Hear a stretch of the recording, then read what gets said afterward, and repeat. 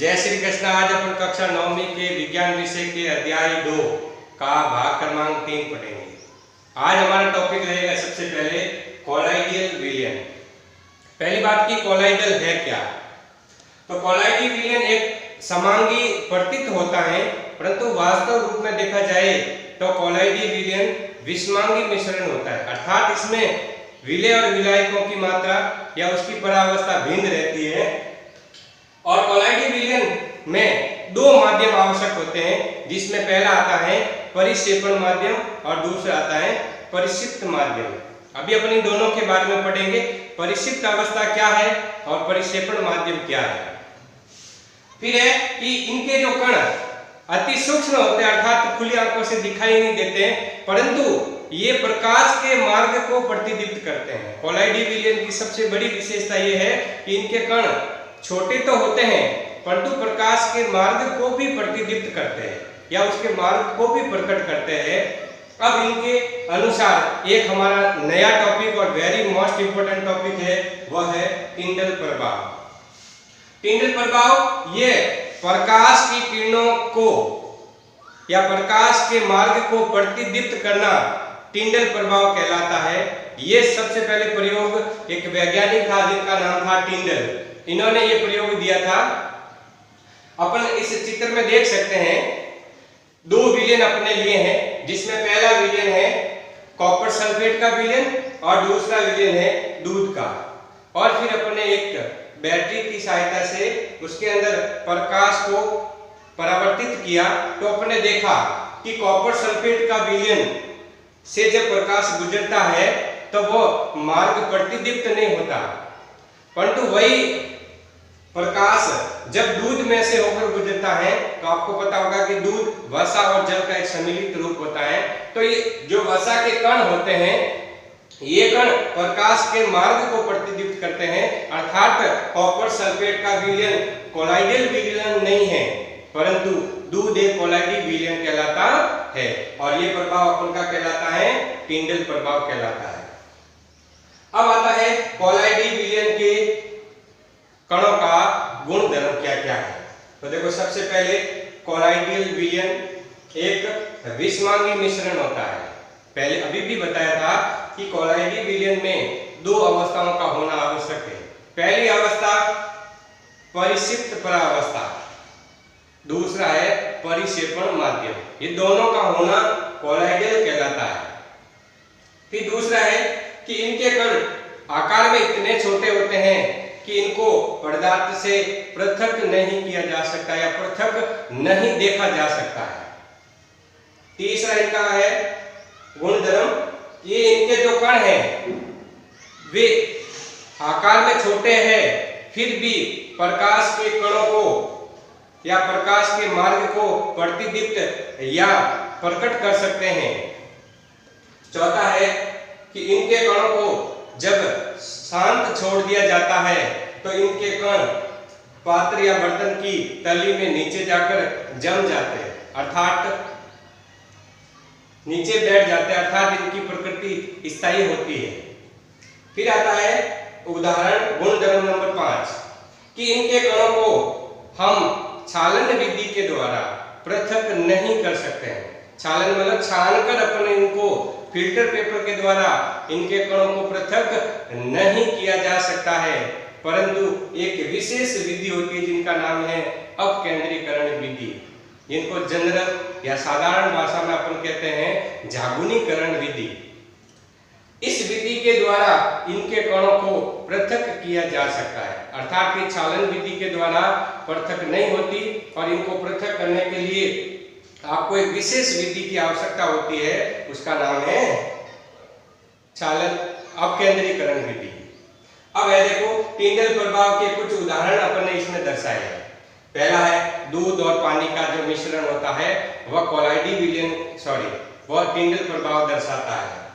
फिर है बंद कमरे में, एक बंद कमरे में अपन एक जगह से एक छेद के द्वारा प्रकाश के किरण को अपन उसके अंदर भेजें तो अपन देखेंगे कि इस बंद कमरे में जो धूल के धुएं के जो कण होते हैं वे प्रकाश से परावर्तित होकर एक मार्ग प्रकट करते हैं। तीसरा उदाहरण है घने जंगल में सूर्य की प्रकाश की किरणें एक मार्ग के रूप में आपको प्रकट होती हुई दिखाई देती है। जो अपन अब ये चित्र देख रहे हैं, इस चित्र में ये प्रकट हो रही है। इसी प्रकार से जंगल में जब घना कोहरा रहता है तो आपको एक प्रकाश का मार्ग प्रतीत होता है। ये सब उदाहरण अपन किन के पढ़ते हैं? टिंडल प्रभाव। जो आप ये दोनों चित्र देख रहे हैं, ये दोनों ही टिंडल प्रभाव को प्रदर्शित करते हैं। अब आता है हमारे सामने एक उदाहरण कि परिक्षिप्त अवस्था और परिक्षेपण अवस्था है क्या। अपन इनकी भी जानकारी कर लेते हैं। परिक्षिप्त अवस्था का मतलब होता है कि एक विलयन में दो आवश्यक होते हैं, एक विलय और एक विलायक। तो परिक्षिप्त अवस्था विलय पदार्थ कहलाती है और परिक्षेपण अवस्था विलायक अवस्था कहलाती है। अर्थात विलय पदार्थ विलायक में निलंबित रहता है। अब इन्हीं के दोनों के आधार पर अपन कुछ उदाहरण पढ़ेंगे। जैसे अपन इस सारणी में पढ़ रहे हैं, ये सारणी आप देख रहे हैं। इस सारणी में परिक्षिप्त अवस्था, परिक्षेपण अवस्था और इन दोनों का सम्मिलित रूप से कौन सा प्रकार बनता है और इनके उदाहरण कौन कौन से होते हैं। जैसे अपन ये पढ़ते हैं द्रव और गैस, द्रव और गैस, जिसमें परिक्षेपण माध्यम, परिक्षेपण माध्यम का मतलब विलायक, और विलायक कौन होता है? जिनकी मात्रा विलयन में हमेशा अधिक होती है। तो गैस एक विलायक है और उसमें द्रव का सम्मिलित होना, विलय का मिलना, वो कहलाएगा एरोसोल। इसी प्रकार से एक गैस में ठोस का सम्मिलित होना, जैसे धुआं है, तो धुआं में गैस में कार्बन के कणों का सम्मिलित होना, ये एरोसोल कहलाते हैं। तो पहला द्रव और गैस का सम्मिलित रूप, जिसमें कोहरा है, बादल होते हैं या कुहासा, ये जो सर्दियों में जो अपन पाले की स्थिति देखते हैं, कोहरा की स्थिति देखते हैं, ये सभी एरोसोल कहलाती है, जिसमें गैस की मात्रा अधिक और उसमें द्रव और ठोस का सम्मिलित होना। ठोस का सम्मिलित होना उदाहरण होगा धुएं का या स्वचालित वाहनों से निकलने वाला निथार या जो धुआं होता है वो एरोसोल कहलाता है, जिसमें गैस में ठोस के कण, कार्बन के कण सम्मिलित रहते हैं। इसी प्रकार से तीन उदाहरण पढ़ेंगे द्रव के, कि द्रव में कौन कौन सी अवस्थाएं मिलाई जा सकती। तो द्रव में गैस को मिलाया जा सकता है, द्रव में द्रव को मिलाया जा सकता है और द्रव में ठोस को मिलाया जा सकता है। जैसे विलायक परिक्षेपण माध्यम में द्रव ले रहे हैं और परिक्षिप्त अवस्था में अपन ठोस, द्रव और गैस ले रहे हैं, तो मान लो द्रव में गैस का सम्मिलित होना, ये कहलाएगा फोम। और इसका सबसे बड़ा उदाहरण और जनरल भाषा में अपन पढ़ते हैं शेविंग क्रीम है, ये फोम कहलाती है, इसमें द्रव में गैस सम्मिलित रहती है। इसी प्रकार से हमारे पास द्रव में द्रव का सम्मिलित रूप होता है इमल्सन, जिसमें दूध या फोम क्रीम जो आती है या फेस क्रीम जो आती है वो इसके अंतर्गत आती है। और एक द्रव में ठोस का सम्मिलित होना वो सॉल कहलाता है, और इसमें आता है मिल्क ऑफ मैग्नीशिया या जो कीचड़ होता है वह सॉल का उदाहरण होता है, जिसमें द्रव में ठोस के कणों का सम्मिलित रूप होता है। इसी प्रकार से तीन उदाहरण अपन पढ़ेंगे परिक्षेपण माध्यम के, जिसमें विलायक के रूप में ठोस है और विलय के रूप में इसमें गैस, द्रव और ठोस रहते हैं। तो ठोस में गैस का सम्मिलित रूप होना फोम कहलाता है, जैसे रबर है, स्पंज है या फोम खुद है, ये सारे फोम के उदाहरण हैं जिसमें ठोस में गैस का सम्मिलित रूप है। इसी प्रकार से ठोस में द्रव का सम्मिलित रूप होना जेल कहलाता है, जैसे जेली है, पनीर है, मक्खन है, ये सभी उदाहरण जेल के कहलाते हैं, जिसमें ठोस में द्रव का रूप सम्मिलित रहना है। इसी प्रकार से ठोस में ठोस का सम्मिलित रूप होना ठोस जेल कहलाता है।